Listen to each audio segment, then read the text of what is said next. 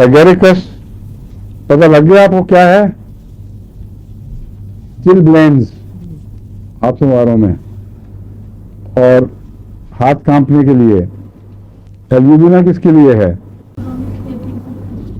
क्या ठीक है, किस चीज की? कैसे क्रॉनिक केसेस हैं?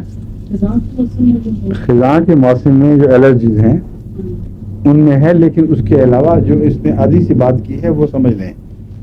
एल्यूमिना के मुतालिक बाद डॉक्टर्स कहते हैं कि इस ज़माने में एल्यूमिना का पॉइजन इतना आम हो चुका है कि अगर आप रूटीन के तौर पर हर मरीज को भी 200 ताकत में कम से कम दे दें तो ये फ़ायदा हो सकता है कि एल्यूमिना का अगर कुछ अमल दखल हुआ तो उतना हिस्सा ठीक हो जाएगा और मरज़ में फिर जाएगी और बाकी इलाज आसान हो जाएगा। तो बाद लोग इसको रूटीन बना रहे हैं डॉक्टर्स कि एल्यूमिना इतना ज़्यादा दिया जाता है कि इसको हम रूटीन में दे दें तो नुकसान नहीं है। समझे? ये बात थी एक।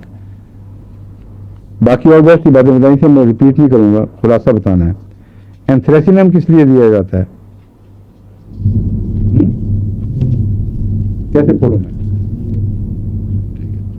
ऐसे फोड़ों में जो बहुत जहरीले होते हैं, बाज़ दफ़ा औरतों को कील निकलते हैं तो उसकी चोंच जो है उसमें निलाहट पाई जाती है और वो बड़े जहरीले कील होते हैं, उसको छेड़ना बड़ा ख़तरनाक है और पड़े रह जाते हैं इसी तरह। ऐसे बाज़ कीलों वाली एक दफ़ा एक खातून मेरे पास आई थी रबा में, उनको मैंने एंथ्रेसिनम 200 में दी थी और बिल्कुल ठीक हो गई, हैरत अंगेज़ तौर पर साफ़ हो गया चेहरा।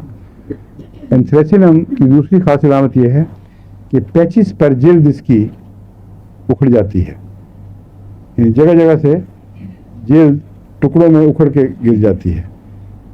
और ये जो कुत्तों को बीमारी है जल्द की, उसमें भी एंथ्रेसिनम काम आती है क्योंकि उनको भी जगह जगह से जल्द टुकड़ों में गल गल के उतरती है।